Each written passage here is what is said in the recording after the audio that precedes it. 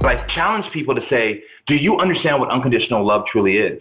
Have you experienced unconditional love? Because before you start to parent or mentor or to teach a child, you need to understand what that means so that you can actually go into their lives and love them unconditionally. What have you done in helping other people learn how to give unconditional love? Because I could see people saying, you know what, he is right, but I don't know how to do that. I don't think enough people acknowledge that they didn't experience unconditional love. So you got to acknowledge it first and really look deep.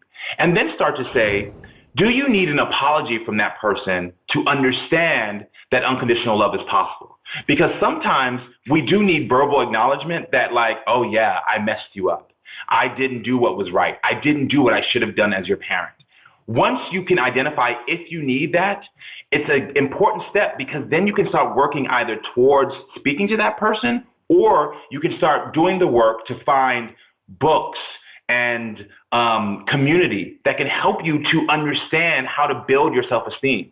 Because once your self-esteem gets built and you start to love yourself unconditionally, that's when you start to reverse the process. When I wake up in the morning and I look in the mirror, instead of saying something I don't like about myself, I focus on the one thing I love. What happens is as you're practicing saying good things to yourself, you're also practicing boosting your self-esteem. And eventually you'll find that unconditional love. And once you have it, scream it to the world.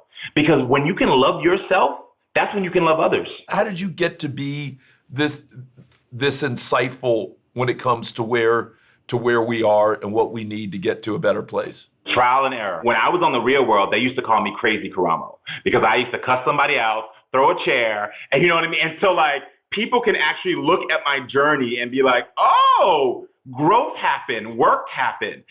Because now on Queer Eye, people are like, they call me literally in the press, compassionate Karamo. And I'm like, look at that. I went from crazy to compassionate. But I think the key for people to understand is to be patient with themselves and to practice.